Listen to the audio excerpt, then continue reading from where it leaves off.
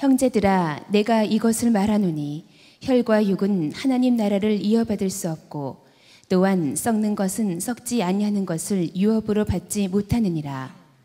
보라, 내가 너희에게 비밀을 말하노니 우리가 다 잠잘 것이 아니요 마지막 나팔에 순식간에 호련히 다 변화되리니 나팔 소리가 나매 죽은 자들이 썩지 아니할 것으로 다시 살아나고 우리도 변화되리라. 이 썩을 것이 반드시 썩지 아니할 것을 입겠고 이 죽을 것이 죽지 아니함을 입으리로다. 이 썩을 것이 썩지 아니함을 입고 이 죽을 것이 죽지 아니함을 입을 때에는 사망을 삼키고 이기리라고 기록된 말씀이 이루어지리라.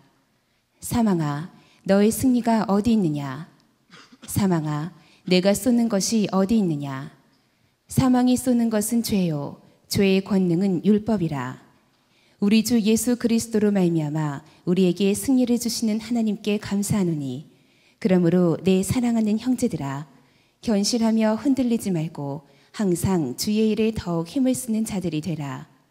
이는 너희 수고가 주 안에서 헛되지 않은 줄 알미라. 지난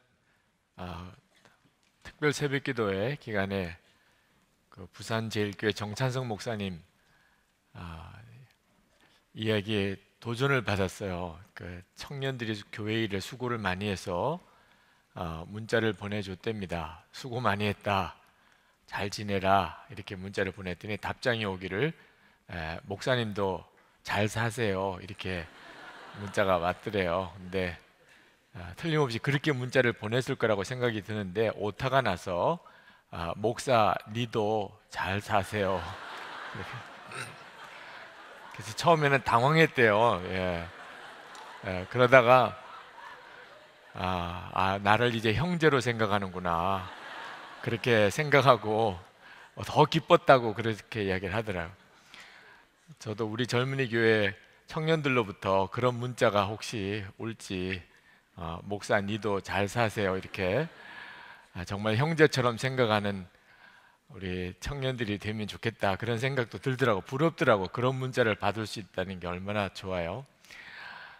오늘 부활절에 여러분과 함께 말씀을 같이 나누게 됐는데 여러분들을 정말 진심으로 축복하고 또 오늘 꼭 여러분들과 나누는 말씀이 여러분의 것이 되기를 원합니다. 우리는 예수님의 부활을 기뻐하죠, 그죠? 오늘 부활절 예배를 그렇게 하나님께 드립니다. 그러나 예수님이 처음 부활하셨을 때는 제자들도 믿지 않았어요, 예수님의 부활을. 예수님이 부활하셨다는 소식을 듣고도 안 믿었어요. 빈 무덤을 가서 보고도 안 믿었어요. 왜 그랬을까요? 예수님이 하나님이라고 생각 안 했기 때문입니다. 제자들은 예수님이 십자가에 죽는 모습을 보고 하나님은 아니라고 생각했어요. 그러니까 예수님이 부활하셨다는 소식을 들어도 선뜻 믿을 수가 없었던 거죠. 여러분, 우리 교회, 젊은이 교회 자매들이 지금 저 중동 땅에 가 있죠, 선교사님으로. 또 얼마 전에는 중국으로 갔는데 우리 중동에 가 있는 우리 자매 선교사님이 기도 편지를 보낸 거 보니까 한 달에 5분이라도 기도해 주는 이가 있다면 내가 힘을 얻을 텐데, 그렇게 썼더라고요.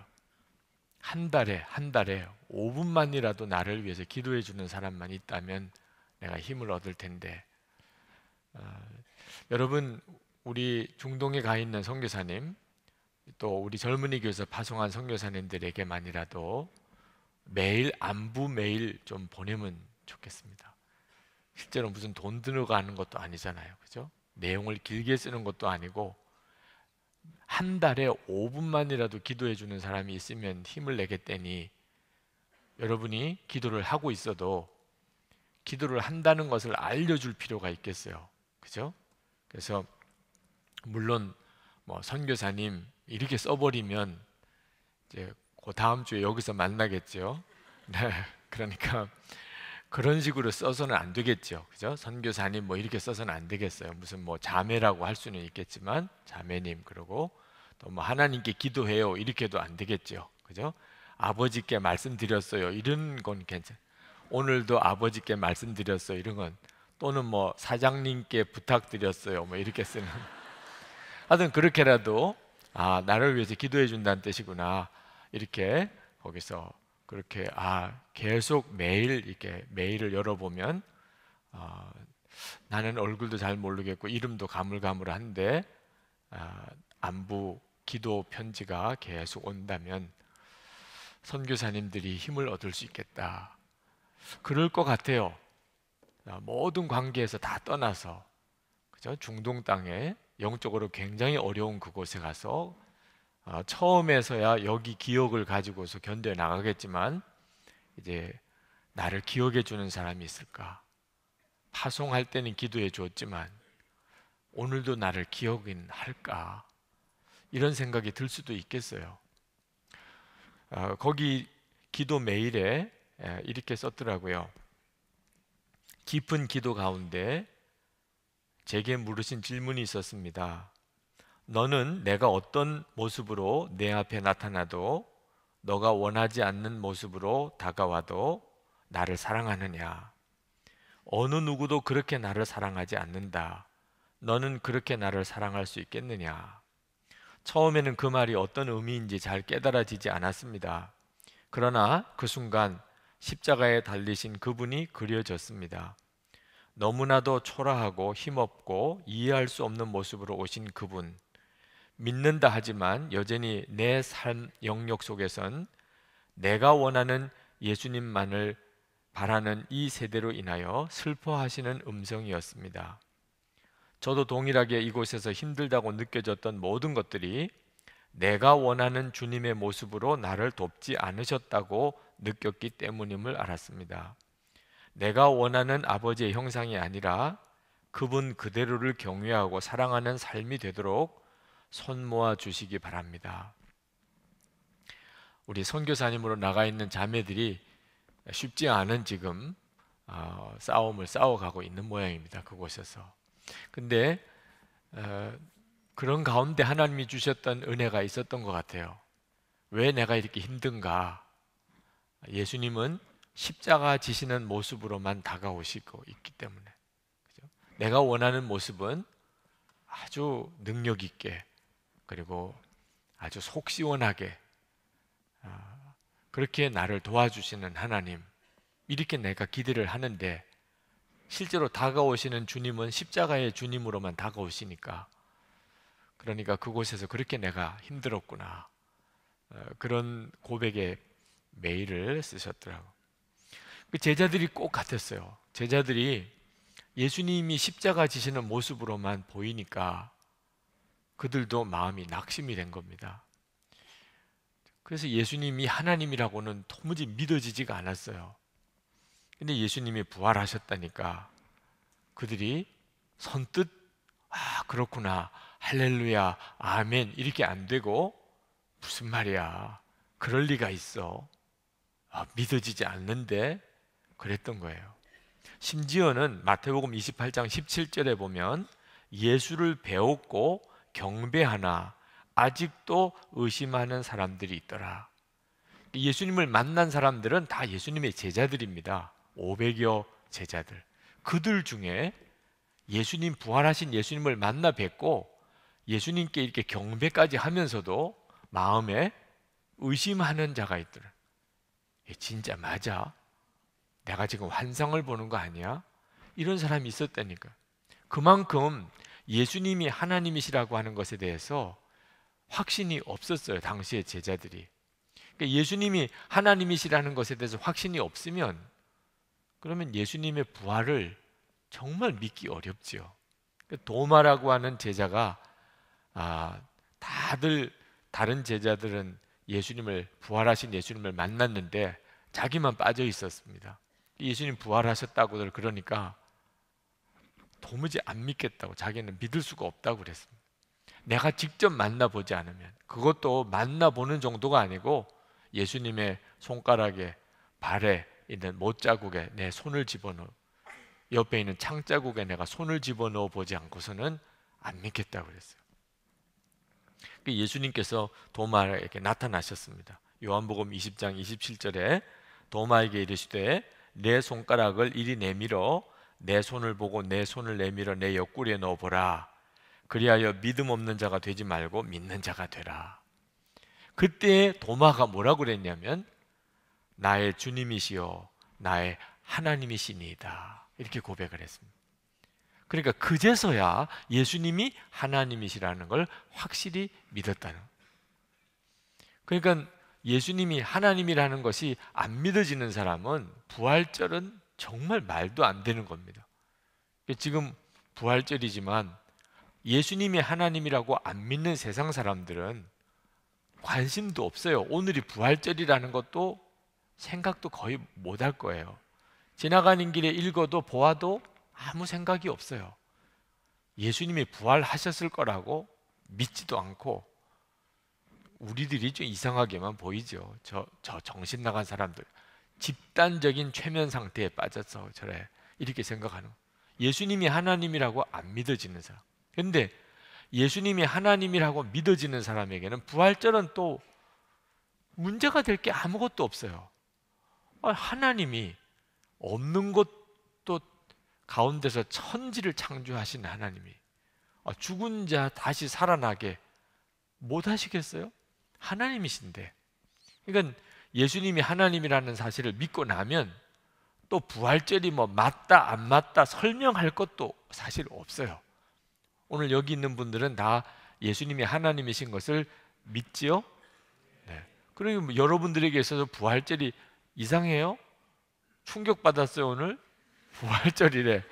야, 앞에 나온 거 보고 나 좀 이상해지나 봐, 이렇게 생각한 사람 한 사람도 없지요. 예수님은 하나님이시니까 당연히 부활하실 수 있죠. 부활하셨어, 나는 믿어.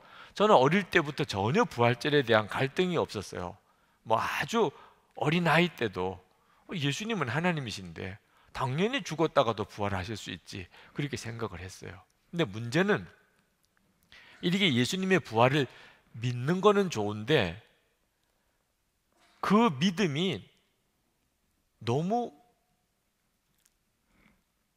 기대감이 없는 믿음이 되어버려서 부활절을 그저 기념일 정도로만 여기게 되는 상태까지 가버린 겁니다. 예수님의 부활절이 왔어요. 아무런 기대가 없어요. 예수님의 부활절. 3.1절, 여러분 무슨 기대감이 있습니까? 부활, 광복절, 너무너무 중요한 절기인 것만 사실이에요, 우리나라 역사에. 그죠? 그렇지만 솔직히 개인적인 무슨 기대감이 없어요. 여러분 3.1절이 오면 뭐 달라집니까? 광복절이 오면 뭐가 변합니까? 그러니까 나 개인에게는 아무런 변화가 없어요. 그래서 그냥 기념일로 지나가 버리게들 되지요. 아마 우리나라가 조금 어려움을 겪게 된다면 3.1절 광복절은 또 새로운 의미로 다가올지도 모릅니다. 근데 부활절을 꼭 그런 형태로 보내요. 많은 그리스도인들이 부활절 그냥 기념일이에요. 예수님이 죽었다가 다시 살아나신 날이래. 나는 그걸 믿어. 믿기는 믿지만 그렇다고 내 생활에 뭐가 변해요? 부활절 지낸다고 뭐 달라지는 거 있어요?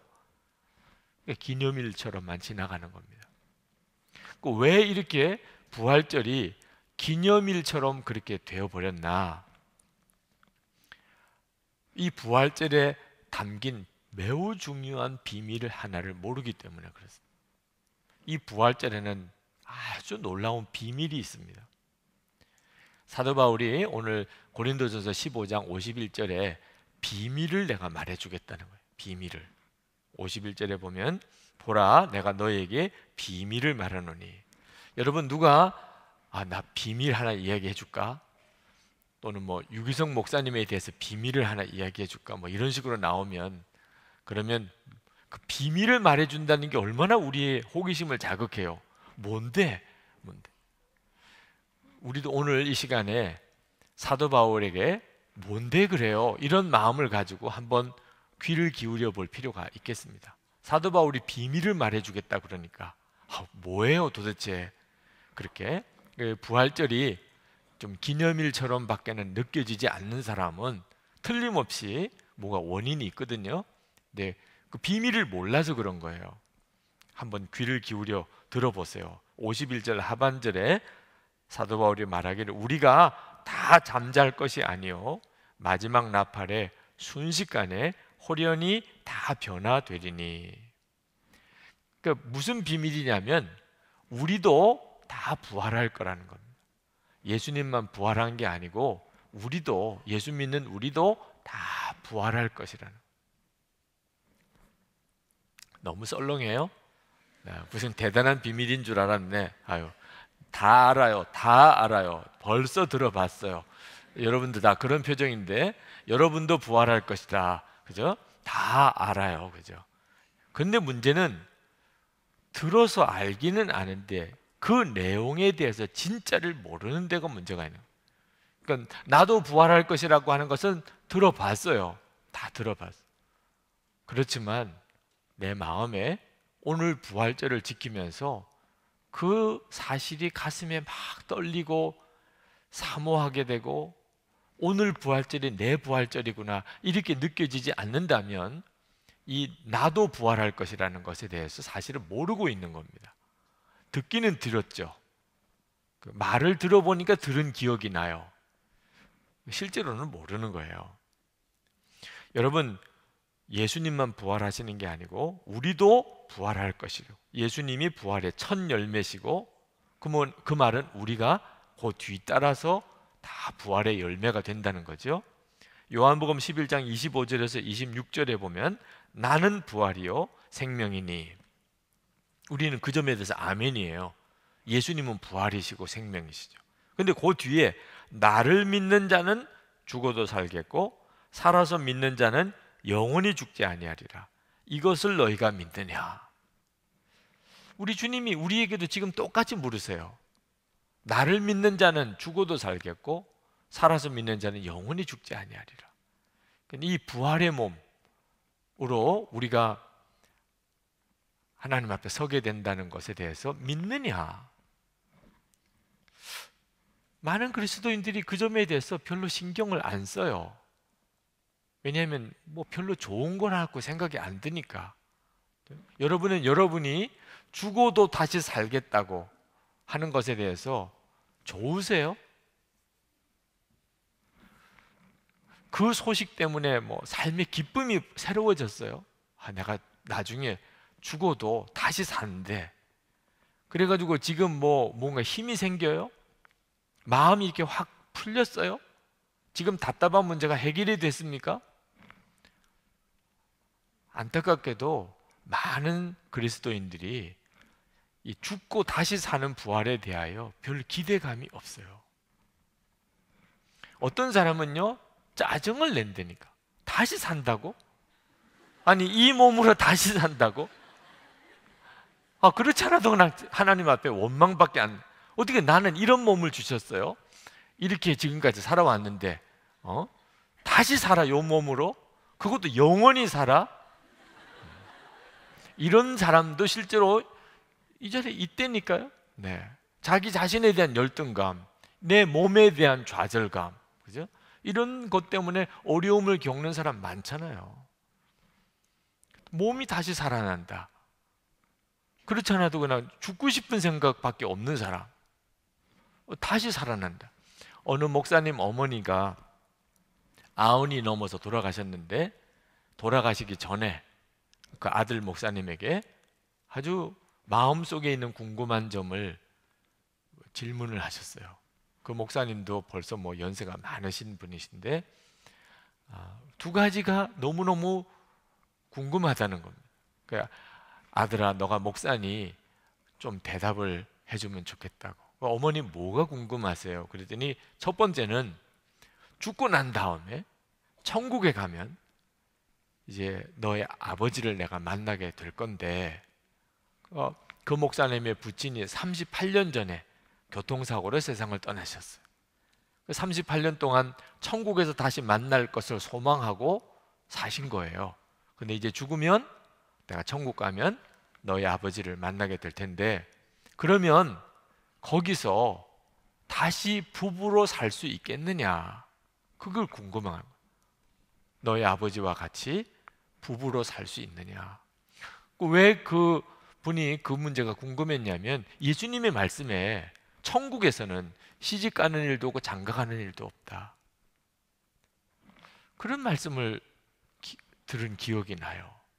그러면 천국 가면 내가 38년 동안 천국에서 내 남편을 만나게 될 거라고 생각하고 살아왔는데 거기서는 시집가고 장가가는 것도 없다면, 그러면 천국 가서 만나봐야 뭐 옆집 아저씨 같은 관계냐, 그러면 이 기다린 게 뭐가 되냐, 그런 생각을 하시게 됐다. 또 두 번째는 이제 부활하게 된다는데, 그러면 언제 때로 부활하는 거냐, 죽을 때 모습으로 부활하는 거냐, 그걸 물으시는 거예요. 왜 이분이 그거 궁금하냐면 돌아가신 남편이 교통사고로 심하게 몸이 망가진 상태에서 세상을 떠났습니다. 근데 그 모습으로 다시 부활한다면, 그러면 이게 너무 끔찍하잖아요. 그러면 그게 아니라면 언제 때 모습이냐, 1년 전 모습이, 죽기 1년 전 모습이냐, 아니면 애기냐, 아니면 뭐 20살 때냐, 뭐 무슨 기준이 있을 거 아니에요. 어느 몸으로 부활할 거냐. 그리고 또 자, 돌아가신 남편은 53세에 돌아가셨어. 자기는 이제 90이 넘었어. 자, 부활했어. 다른 사람들이 보면 모자지간인 줄 알 거 아니에요. 모자지간에 어머니 이렇게 해야 이 자연스러울 정도의 나이가 이제. 그럼 진짜 정말 너무너무 궁금한 거예요. 그래서 그 아들 목사님에게 질문을 하셨다고 합니다. 자, 여러분, 몸이 부활한다. 이게 정말 생각해야 될 게 여러 가지가 있어요. 실제로 여러분 중에 정말 몸이 부활할 것에 대한 기대감 전혀 없는, 몸이 부활할 게 뭐가 좋아? 아니, 죽고 난 다음에 그냥 영생하면 되지. 영원히 영생하면 돼. 다시 몸이 이 땅에서 부활해서 뭐 하겠다는 거야? 이런 사람이 있어요. 그러니까 우리가 부활절에 예수님이 부활하셨다, 아우 할렐루야, 예수님은 진짜 하나님이시구나. 그런데 나도 부활한다, 나도 부활한다는 거에 대해서는 별로 뭐 감동이 없어요. 뭐 하든지 말든지 뭐 그야 뭐 그때 가서 보는 거지 뭐. 지금부터 뭐 거기에 대해서 뭐 별로 기대감이 없는 사람이 많아요. 그러니까 부활절이 기념일처럼 지켜지는 거예요. 이 내가 부활한다는 것에 대해서 눈이 안 열리니까, 그게 뭘 말하는지를 모르니까. 고린도 사회에 이 고린도 전서를 썼던 그 당시 고린도에는 헬라 철학이 그 사회의 세계관이에요. 이 헬라 철학은 영혼과 육신이 완전히 다른 세계입니다. 영혼은 아주 수준 높은 영적인 고차원적인 세계 존재고, 육신은 아주 저급한 세계 속에 속해 있는 물질 세계 속에 있는 거예요. 그러니까 사람이 영혼과 육신이 있는데, 영혼은 구원받아야 되지만 육신은 이건 없어져 버려야 될 거예요. 육신은. 그게 그 당시 사람들의 세계관입니다. 그러니까 육신적으로 어떻게 사는가는 별 중요하지가 않아요. 그래서 음란, 방탕한 생활에 대해서 별로 문제의식이 없어요. 왜? 육신은 어차피 그런 거니까. 중요한 거는 영혼이 중요한 거니까. 이런 세계관 속에 살았기 때문에 예수님의 부활을 이야기하니까 오히려 왜 그러냐, 왜 그래야 되느냐. 예수님이 죽고 나면 그분도 이제 영혼이 구원받아서 해방된 거지, 몸에서 잘 된 거지, 십자가에서 죽은 게. 다시 부활했다니, 왜 그렇게 힘들게 다시 육신을 힘입고 다시 살아나야 되느냐. 예수님의 부활이 좋은 게 아니었어요, 그 사람들에게. 그리고 우리도 부활한다, 이건 정말 끔찍한 일이에요. 그래서 부활을 믿지도 않고 부활의 축복을 몰랐던 거죠. 그런데 지금도 그 비슷한 세계관 속에 있는 사람이 있습니다. 몸은 그저 죽으면 끝나는 거지 뭐. 그죠? 내 영혼이나 구원받으면. 이렇게 영생을 생각하는 사람들이 예수 믿는 성도들 중에도 있어요. 여러분, 오늘 다시 한번 분명히 말씀을 드립니다. 우리가 십자가에서 구원받은 것은 영혼만 구원받은 게 아니고 우리 몸도 구원받는 거예요. 단 하나, 우리 몸은 이제 예수님이 재림에 오실 때 그때 부활의 몸으로 일어나는 겁니다. 우리가 예수를 믿고 구원받은 것은 내 안에 영생이 들어오는 거예요. 하나님의 성령이 내 안에 오심으로 죄 사함을 받고 영생을 얻는 거지만 온전히 하나님이 나를 구원하시는 것이기 때문에 이 몸도 주님 재림하실 때 완전한 모습으로 변화되는 것이 그게 복음입니다. 영혼과 몸을 나누어 생각하는 것은 이단으로 들어가는 게 무서운 이단의 기초입니다. 우리가 몸에 대해서, 몸의 부활에 대해서 잘못 착각하고 있는 것이 그저 죽었다가 다시 사는 걸 부활이라고 생각하는, 그리고 영원히 죽지 않는 것을 부활이라고 생각하는 것 때문에 혼란이 오는 거예요. 나사로의 부활, 야이로의 딸의 부활 이렇게 표현하기도 하지만 사실 부활을 정확하게 모르니까 그렇게 표현하는 겁니다. 죽었다가 다시 살면 다 부활이에요. 그렇지 않습니다. 나사로가 죽었다가 다시 살았어요. 그러나 나사로가 부활한 게 아닙니다. 왜? 나사로의 몸은 그 몸 그대로니까. 죽기 전에 그 몸이, 죽고 난 다음에도 그 몸이니까 나사로는 그냥 다시 산 겁니다. 소생한 거죠. 그러다가 나사로가 죽었잖아요. 야이로의 딸도 병들어서 죽었지만 다시 살았어요. 부활한 게 아니고 죽었던 몸에 다시 생명이 들어가서 다시 몸이 살아난 거지 부활한 건 아닙니다. 부활은 어떤 경우의 부활이죠? 완전히 다른 몸으로 태어난, 완전히 다른 몸이에요. 우리가 타락하기 전에 몸이 있고 타락한 이후의 몸이 있습니다. 타락 이전에, 아담과 하와가 선악과 따먹기 전에 몸은 완전한 몸이에요. 하나님이 보시기에 좋았더라. 하나님이 아담과 하와를 만드시고 보시기에 좋았더라. 하나님이 보시기에 좋았으니까 얼마나 좋아요. 여러분은 하나님이 만드신 작품입니다. 우리가 타락한 이유기 때문에 그 점에 대해서 우리가 자부심을 갖기가 좀 어려울 뿐입니다. 여러분, 상품과 명품과 작품이 다르죠? 상품은 똑같은 게 많은 경우에 상품입니다. 그죠? 편의점 같은 데 가보면 쭉 이렇게 진열되어 있죠? 그러니까 그런 걸 상품이라고 그래요. 명품은 똑같은 게 있긴 하지만 아주 수가 작아요. 그죠? 아주 몇 개만 만듭니다. 이렇게 되는 경우를 명품이라고 그래요. 작품은요? 하나밖에 없어요. 하나만. 그죠? 작가가 그림을 그릴 때 뭐 나중에 사진을 찍어서 복사본을 만들 수는 있지만 그 원본은 하나밖에 없습니다. 그런 경우를 작품이라고. 여러분은 상품이에요? 공장에서 만들어졌습니까? 아니요.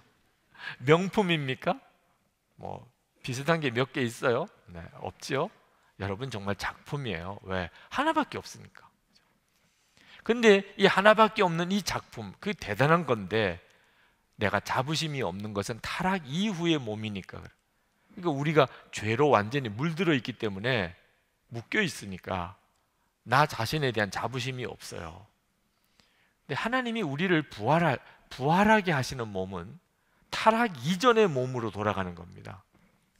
그래서 여러분이 예수님과 함께 이제 부활에 참여하게 돼서 부활의 몸을 입게 되면 멋있어지게 돼요.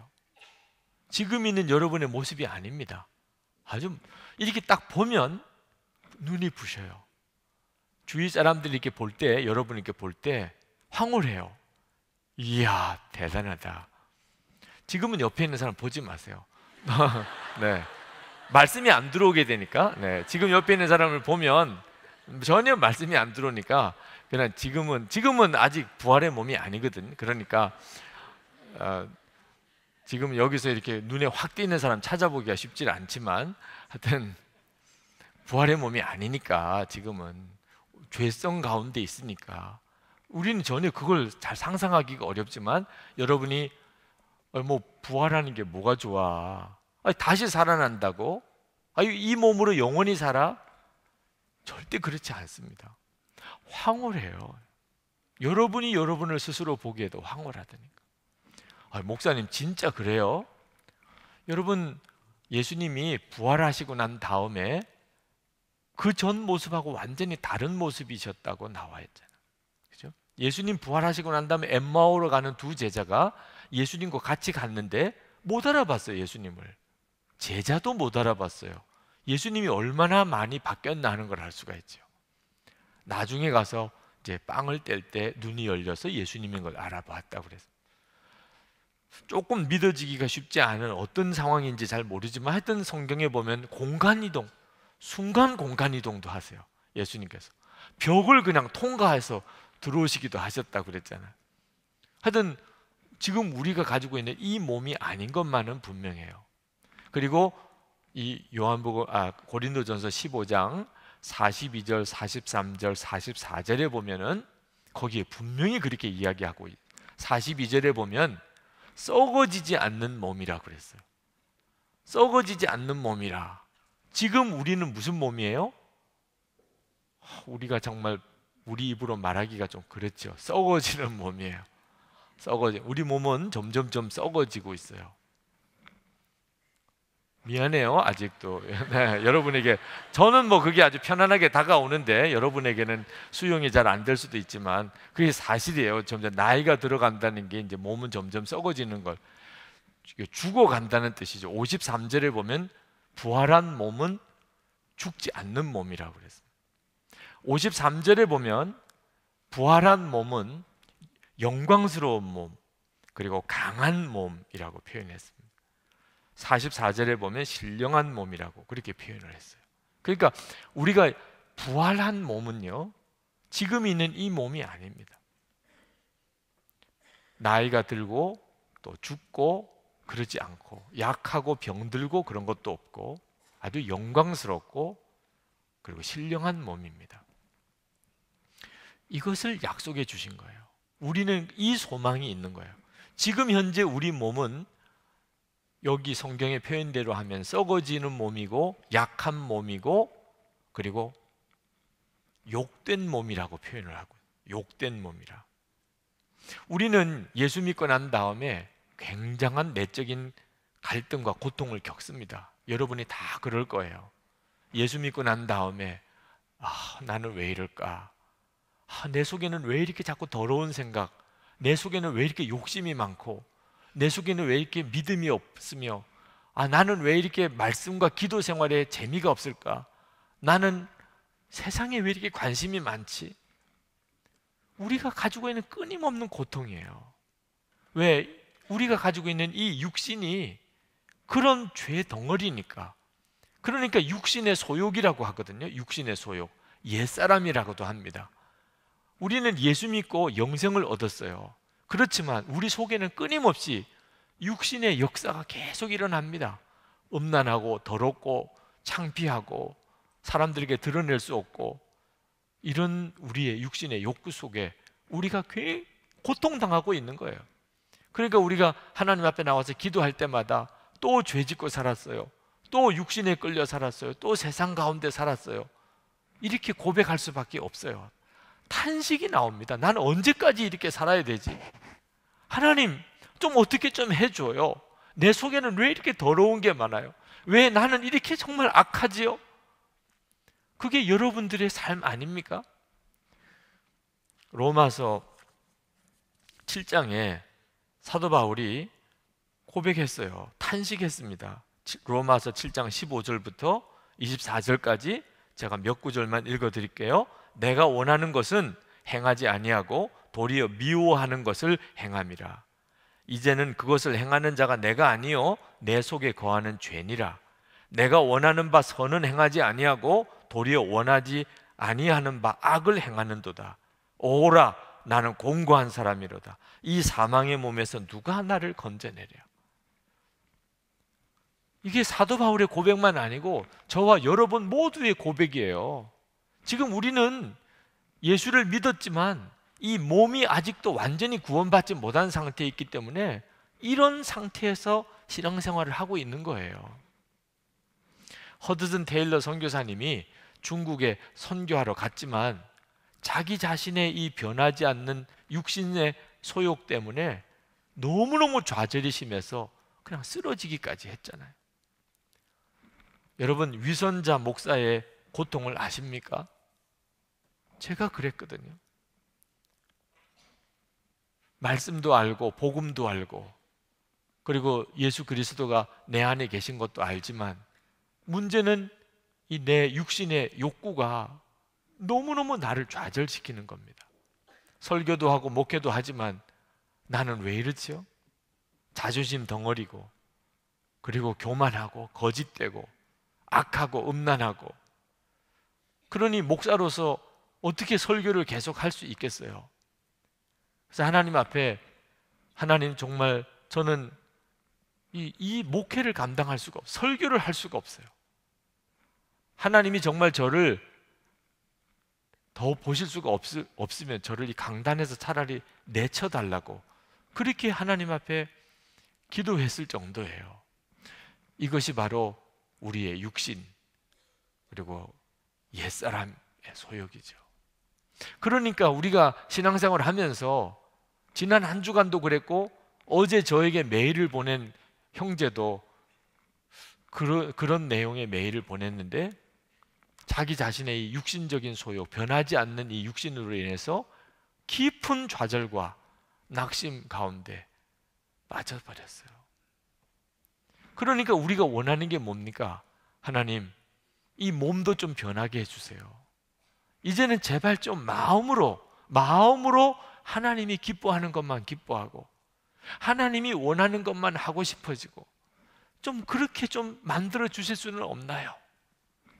죄의 유혹은 떠오르지도 않고 성질, 혈기 이건 진짜 다 이제 진짜 정말 사라져 버리고 늘 기뻐하고 감사하고 이렇게는 살 수 없을까요? 이게 우리들의 간절한 갈망이잖아요. 하나님이 그렇게 해주시겠다고 약속하셨어요. 로마서 8장 23절에 그뿐 아니라 또한 우리 곧 성령의 처음 익은 열매를 받은 우리까지도 속으로 탄식하여 양자될 것 곧 우리 몸의 속량을 기다리느니라. 하나님은 우리에게 우리 몸도 완전히 구원받아서 변화될 것에 대하여 약속을 해주셨고 그걸 우리가 기다리고 있어요. 우리에게는 그날이 옵니다. 언제지요? 예수님의 재림 때 우리가 다 예수님의 부활에 참여하게 돼요. 그때는 단순히 죽었던 사람이 살아나는 게 아닙니다. 우리 몸이 지금 여러분들이 겪으면서 처절하게 고민하고 있잖아. 지금 여러분들이 처절하게 지금 좌절하고 있잖아. 도대체 이 몸을 어떻게 하냐 말. 그러나 하나님은 이 몸을 여전히 우리에게 주셨어요. 그래서 우리가 이 몸을 가지고 삽니다. 내가 스스로 나를 죽이고 자살하는 것은 죄라고 그랬잖아요. 그러니까 우리는 탄식할 수밖에만 없습니다. 하나님은 언제까지나 우리를 이렇게 내버려 두시지 않으세요. 우리의 몸도 완전히 변화되게 만들어 주십니다.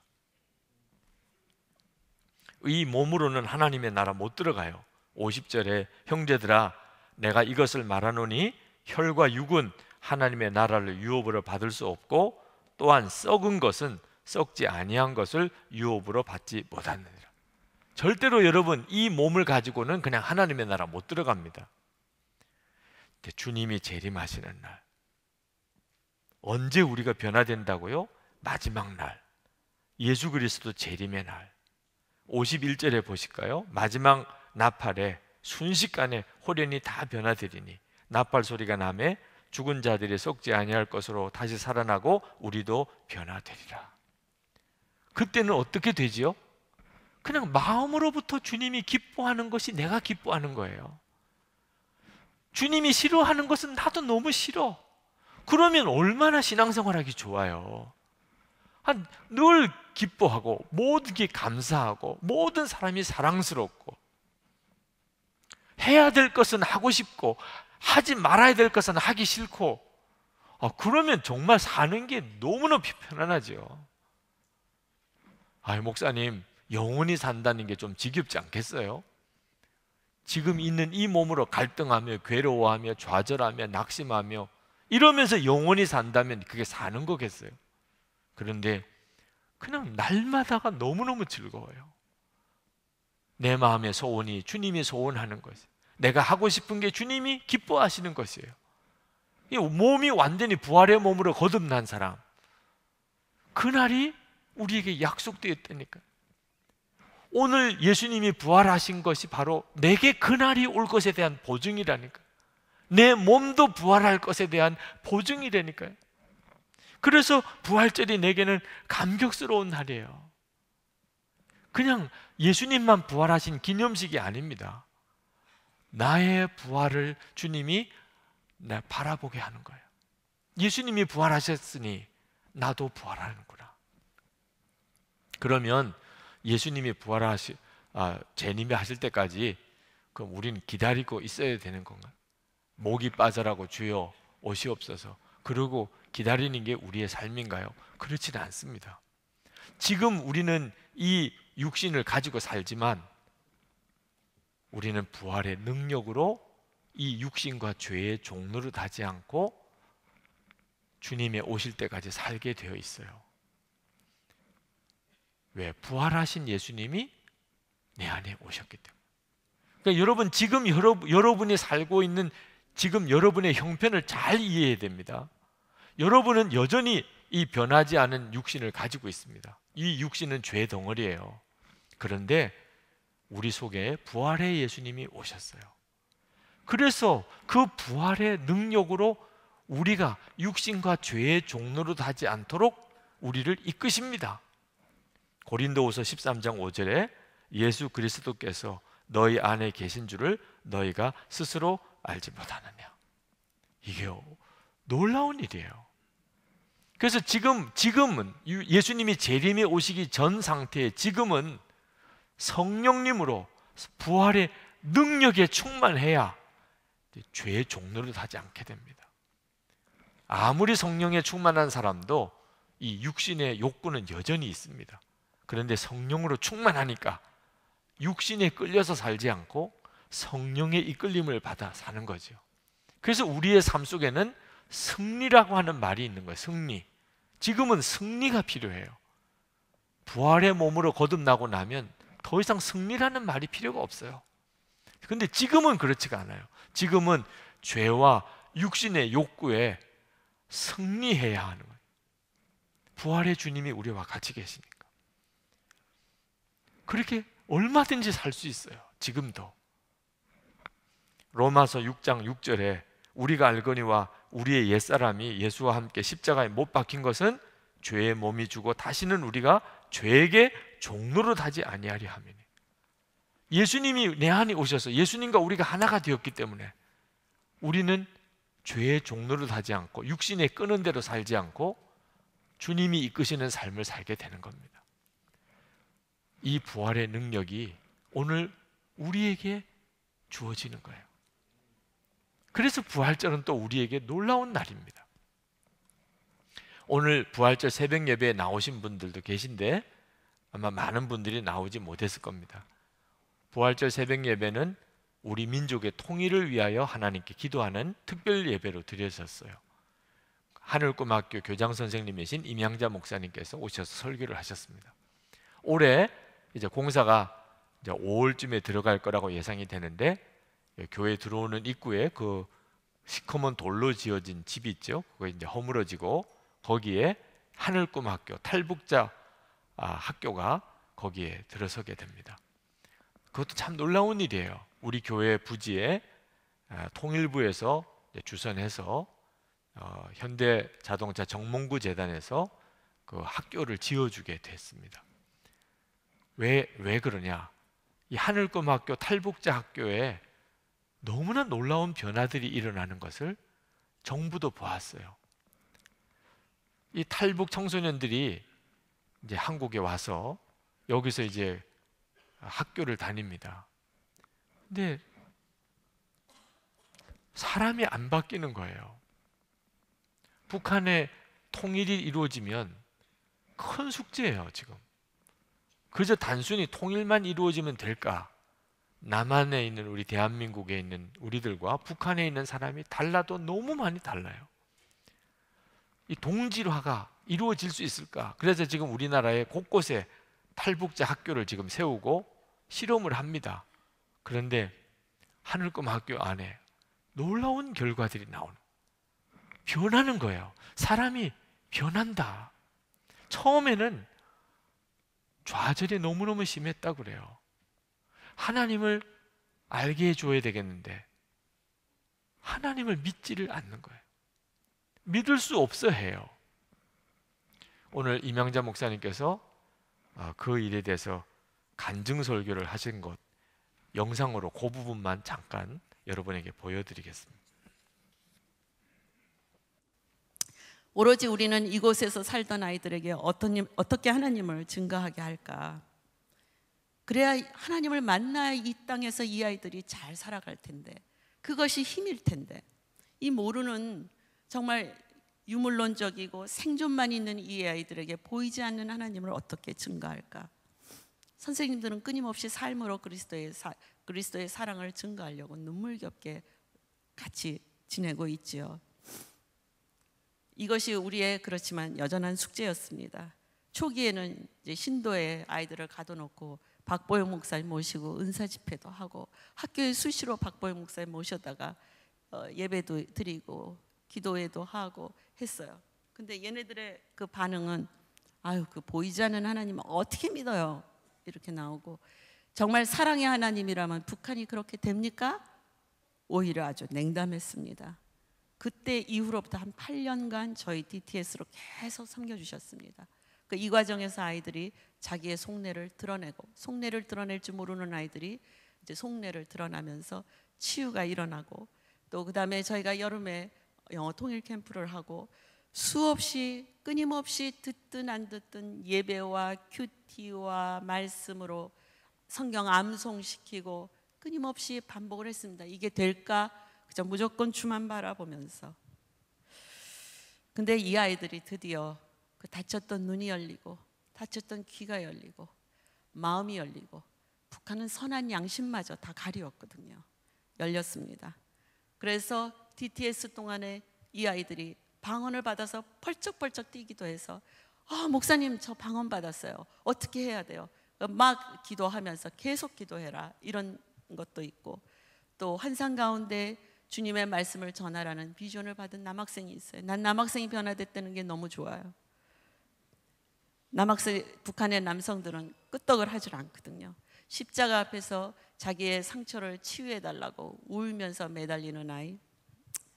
그 다음에 이제는 더 이상 선생님들에게 두렵다, 외롭다, 누구 보고 싶다, 걱정된다, 엄마가 교화소에 있는데 어떻게 내가 공부하냐, 돈 벌러 가야 되겠다, 이런 거 하지 아니하고 기도할 줄 알게 되었습니다. 요즘 우리 아이들 새벽 기도 다닙니다. 그래서 새벽 기도를 하루라도 빠지는 애가 있으면 막 속상해할 정도로, 나는 너무너무 놀랍고 잘 믿어지지가 않아요. 우리 애들이 이렇게 변할 수가 있다니. 그래서 정말 공부도 너무 열심히 합니다. 공부도 3시간, 4시간 자고 새벽 기도 가고 학교에서 하루 종일 공부하고 방과 후에 남아서 또 공부하고 이렇게 열심히 공부해요. 여러분, 부활의 능력으로 주님이 역사하신다. 분명해요. 네. 이미 여러분들도 증인들이고요. 그리고 도무지 변할 것 같지 않은 사람, 부활의 능력으로 그 삶과 생각과 믿음이 다 바뀌어내는 역사가 일어납니다. 예수님이 재림이 오실 때 우리 모두가 다 그렇게 부활하지만 지금 육신을 가지고 있는 지금도 동일하게 주님은 우리 가운데 그렇게 역사하세요. 우리 하늘꿈 학교에 있는 탈북 학생들은 그 놀라운 증인 중에 하나입니다. 왜냐하면 전혀 안 바뀐다고 생각했던 친구들이었기 때문에. 그래서 이번에 학교까지 지어주게 됩니다. 여러분에게 책을 하나 소개하겠는데, 우리의 소원은 통일, 이 하늘꿈 학교 이야기입니다. 박경희라고 하는 작가가 여기서 같이 살면서 쓴 내용이에요. 도대체 하늘꿈 학교가 어떤 학교였는지, 또 왜 이렇게 학교를 지어주는 일을 통일부에서 정문고 재단에서 하는지, 또 우리 교회에 이 부지 안에 지어지는 것이기 때문에 우리 젊은이 교회도 여러분에게 있어서는 통일 문제는 여러분의 문제이기도 하잖아요. 여기 학교에 오는 그 청년들은 여러분들과 같은 세대입니다. 너무 중요하죠, 그죠? 여러분도 꼭 이 책을 한번 사서 읽어보시면 좋겠어요. 다 읽어보시면 좋겠고, 이것은 건축 헌금이 되기도 합니다. 학교 건물을 짓기 위하여 특별히 기획해서 만든 책이기도 하니까. 여러분, 부활, 우리에게는 너무너무 실제적인 문제예요. 우리는 사실 예수님을 믿고 산다는 일이 쉽지 않다는 걸 압니다. 이유는 육신 때문이에요.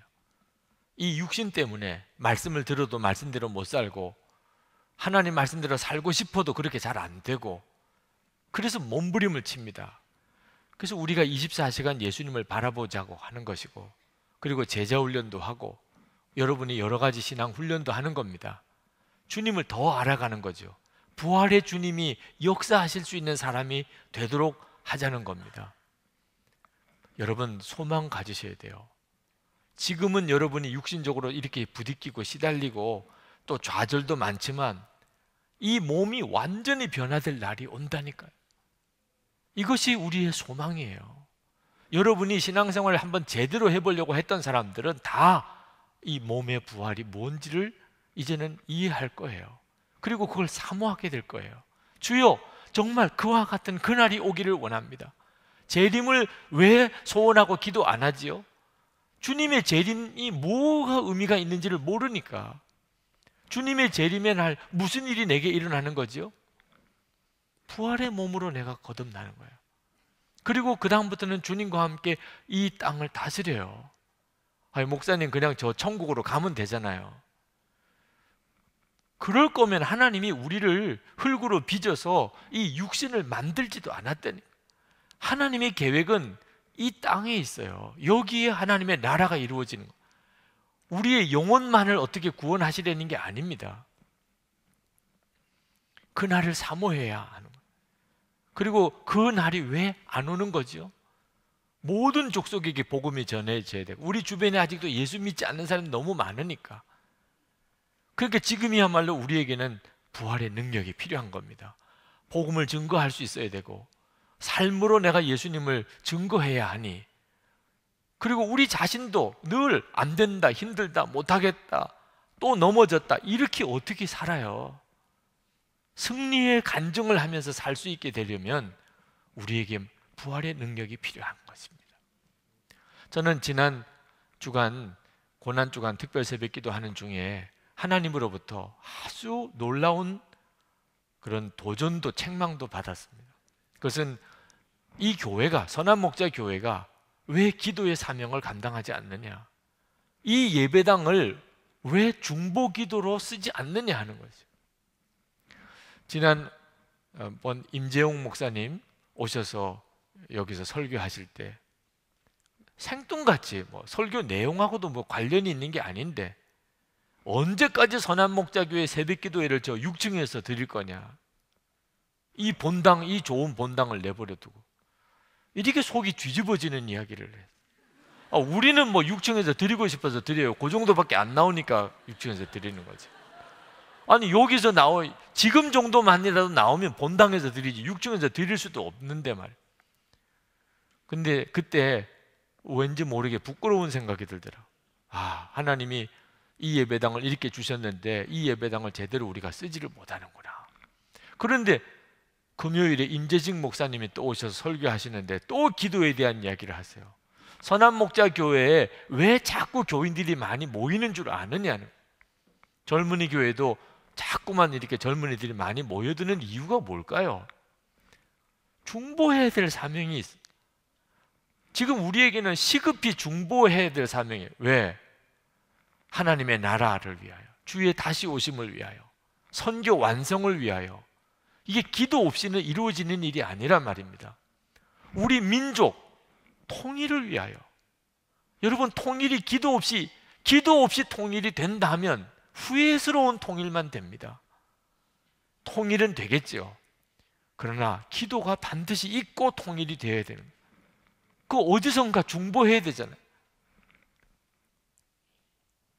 우리 한국 교회의 새 부흥을 위하여. 여러분들도 한국 교회를 위해서 기도하십니까? 한국 교회의 새 부흥이 일어나야 되는데, 우리 교회만 부흥되는 게 아니고 한국 교회입니다. 여러분들 중에 처음 예수 믿고 여기서 전도받아 온 사람도 있겠지만 아마 상당수는 다른 교회를 다니다가 왔을 거예요. 여러분이 떠나온 교회 청년부는 어떻게 됐을까요? 우리 교회, 젊은이 교회만 부흥된다고 좋아할 문제가 아닙니다. 지금 여러분 나름대로 뭔가 갈급함이 있으니까 오셨겠지만 한국 교회는 이렇게 가면 큰일 나요. 이제 문제는 이 일을 위하여 중보하는 교회가 제대로 몇 없다는 거죠. 그리고 우리 자신이 부활의 능력으로 사는 이 일을 위해서 하나님이 이렇게 기도하기 좋은 처소를 주셨는데, 저는 지난 주간에 분당 우리 교회 가서 저녁 집회 설교하고 왔습니다. 가보니까 학교 체육관을 빌려서 거기서 예배드리고 집회를 하다 보니 얼마나 불편한 게 많은지, 그리고 마음대로 쓸 수도 없어요. 학교 체육관이니까. 우리는 우리 마음대로 쓸 수가 있는 예배당을 가지고도 있어요. 우리가 가지고 있는 이 하나님의 축복을 내가 너무 소홀히 하고 있었구나. 그래서 부활절이 끝나고 여기서 새벽 기도를, 이 중보의 사명을 감당하는 하나님의 나라와 선교 완성을 위하여, 우리나라와 민족의 통일을 위하여, 한국교회의 새로운 부흥을 위하여, 성도들의 부활의 능력을 위하여 기도해야 되겠구나. 여기서. 그런데 오늘 새벽에 또 우리의 통일을 위한 부활절 예배를 드릴 때 탈북자인 자매 한 자매가 기도를 해달라고 하면서 교회와 믿는 자들이 이 땅의 죄악을 대적하여 깨어 기도하게 하소서, 그렇게 간절히 기도 부탁을 해요. 교회와 믿는 자들이 이 땅의 죄악을, 탈북자들이 한국에 와보니까 이 땅은 왜 그렇게 죄가 많으냐, 이 땅의 죄악을 위하여 깨어 기도하게 하소서. 야, 하나님을 계속해서 확인시켜 주시는 거예요. 탈북 청소년들, 그 대학생들은 하루 3-4시간씩 밖에 잠을 못 잔대요. 왜?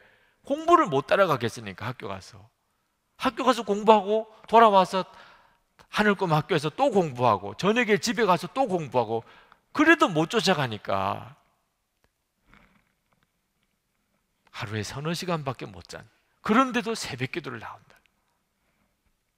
우리는 똑같은 자리에서 여기서 같이, 이 시대에 똑같은 나이의 청년들입니다. 나중에 가서 하나님 앞에 갔을 때 이건 말도 안 되는 일이라는 거예요. 우리도 바쁘고 시간도 없고 또 몸도 피곤하고 다 그렇지만 하나님의 마음을 알고 나면 이렇게 하면 안 된다, 그 말이죠. 그래서 마음에 결심을 했어요. 내일부터 새벽 기도에 본당에서 5시에 기도한다. 그랬더니 주님께서 넌 어찌 그렇게 성급하냐? 넌 어떻게 이렇게 충동적이냐? 주님이 이랬다 저랬다 하시는 것 같아서 영 마음이 어떻게 하라는 겁니까? 준비가 필요한 일이죠. 무슨 큰 비전만 있다고 그냥 밀어붙여서 되는 게 아니란 말이에요. 장로님들하고도 전혀 이야기도 안 했어요. 목사님들 몇 분하고만 비전을 같이 나눠, 제 아내하고 하나님 주신 마음을 같이 나눈 정도예요. 아, 그렇구나. 이 일을 위해서도 기도가 필요하겠구나. 그래서 우선 4월 한 달 동안은 이 일을 위한 기도 기간으로 갖기로. 하나님, 이 예배당을 민족, 세계 열방을 위하여, 이 민족의 통일을 위하여, 한국 교회를 위하여 중보 기도하는 자리로 쓰겠습니다. 새벽에. 근데 하나님, 이 일을 위하여 우리에게 확증을 주시고 기도자를 붙여주시고 기도가 모이게 하시고, 예수님이 부활하시고 난 다음에 그냥 제자들이 전도 나가려고 그러니까 막으셨잖아요. 예루살렘을 떠나지 말고 내게 들은 바 아버지의 약속하신 것을 기다리라. 그래서 결국 마가다락방에서 성령을 받고 그들이 전도를 나갔잖아요. 여러분에게도 부탁합니다. 내일부터 여전히 똑같이 기도회를 하게 될 거예요. 젊은이 교회는 젊은이 교회의 기도 자리에서 기도를 하게 되겠죠. 그러나 오늘 제가 드린 이 말씀이 하나님이 주신 말씀이라고 믿어진, 중보해야 되는구나. 여러분, 이런저런 모양으로 젊은이 교회에 최근에 합류하신 분들, 기도 자리에 오라고 하나님이 이곳으로 부르셨다면 잘 오신 거예요. 기도하라. 하나님의 나라 위해, 민족의 통일을 위해, 한국교회의 부흥을 위하여 모여서 기도할 교회가 몇 없으니까 하나님이 이렇게 모아주셨구나, 이렇게 생각하고 여러분 나오셔서 기도하세요. 그러면 아마 한 달이 가지 않아서 여기서 중보기도가 시작이 될지 모르겠습니다. 지금으로서는 5월 1일이에요. 5월 1일부터 여기서 기도해요. 근데 몇 시에 시작하냐, 여러 가지 변수가 있어요. 그건 앞으로 이제 기도하면서 하나님의 인도를 받으려고 합니다. 어떻게 시작하냐, 어떻게 진행할 거냐. 자, 이 시간에 같이 기도합시다. 오늘 부활절, 하나님께서 여러분의 마음에 나의 부활에 대한 갈망을 부어주시기를 축복합니다. 주여, 제가 언제까지나 이렇게 육신에 끌려서 괴로워하고 갈등하며 살게 하지 않으실 것을 제가 깨닫고 감사합니다. 주님, 제가 갈망합니다. 내 몸의 구원을 갈망합니다. 그러나 하나님, 지금 나에게 부활의 능력을 부어주시옵소서. 내가 이 육신을 가지고 있지만 육신에 끌려 살지 않고 성령의 능력으로 살게 해 주옵소서. 그리고 이 부활의 능력이 한국 교회에 필요합니다. 이 민족의 통일에 하나님 이루어지기 원합니다. 세계 열방의 선교 완성을 위하여 하나님 부어지기를 원합니다. 역사해 주옵소서. 통성으로 기도합시다. 은혜와 사랑에 충만하신 아버지 하나님, 놀라우신 하나님의 은혜와 하나님의 역사하심을 함께 부어주시고 하나님 역사하시고 사로잡아 주시고 힘을 주시기를 원합니다. 아버지 하나님, 오직 주의 은혜와 성령의 역사로만 하나님 이루어질 수 있음을 믿습니다. 하나님 함께 하소서. 하나님 역사하소서. 하나님 충만하소서. 나의 아버지 하나님, 갈망하고 사모합니다. 하나님 소원하고 하나님 기도합니다. 아버지 하나님 역사해 주소서. 오늘도 주의 십자가의 놀라우신 은혜와 하나님 부활의 영광을 하나님 우리가 보며 하나님 앞에 나와왔습니다. 하나님, 우리의 몸의 구원, 우리의 몸의 부활, 우리도 하나님 썩어질 것이 아니요 썩지 아니할 것으로 하나님 변화되는 하나님 온전한 몸의 부활에 하나님 놀라운 축복을 붙잡습니다. 부활의 능력으로 함께 하셔서 하나님 역사를 이루게 하시고 하나님, 우리가 죄의 종로를 묶여 살지 아니하고 하나님 주님을 증거하고 하나님 영광을 드러내고 생명의 복음을 전하고 하나님 살아계심을 드러내며 살게 하여 주시기를 원합니다. 사랑하는 젊은이들 안에, 젊은이 교회 안에 진정 하나님 역사를 이루어 주시고 하나님 역사를 축복하고 주님의 역사를 하나님 부어주시고 하나님이 함께 하시는 증거를 더하여 주시기를 주여 간절히 소원합니다. 하나님 역사하소서. 주님 축복하소서. 주님 함께 하소서. 주님 인도하소서. 아버지 하나님, 정말 갈망하며 오늘 주 예수님의 부활을 찬양하며 기뻐하는 날, 주님 우리의 몸의 부활에 대하여 더 분명하게 알게 하시니 하나님, 우리의 마음의 간절함이, 우리의 마음의 소원이, 갈망이 너무나 뜨겁습니다. 아버지 하나님, 우리의 육신이 하나님 우리를 자꾸만 무너뜨리게 만듭니다. 그러나 하나님, 이 몸을 그냥 주신 것, 주님의 어떤 계획이 있음을 믿습니다. 하나님, 우리가 거룩한 몸의 부활을 사모하며 나아갑니다. 주님의 재림을 우리가 왜 구해야 될지를 알았습니다. 주님 다시 오시옵소서. 그래서 나를 이 몸에서 온전히 새롭게 하시고 주님을 진정으로 갈망하며 소원하며 주님을 기쁘시게 하는 그 마음으로 주님과 동행하며 살게 되기를 원합니다. 주님, 지금도 부활의 능력으로 함께해 주신다고 하셨으니 역사해 주소서. 우리가 육신의 종노릇 하지 않고 주님으로 살기를 원합니다. 하나님, 한국 교회가 그리 되기 원합니다. 이 민족이 부활의 능력을 힘입기를 원합니다. 세계 열방에 부활의 권능이 나타나게 되기를 원합니다. 하나님, 이를 위한 중보의 기도의 사명을 잘 감당할 수 있게 하여 주시옵소서. 주 예수님, 오늘도 부활절 헌금을 주님께 봉헌하며 감사의 예물을 주님께 드리는 사랑하는 모든 청년들을 축복해 주소서. 주님의 증인으로, 부활의 증인으로 살게 하소서. 베풀고 나누고 도와주며 살게 하소서.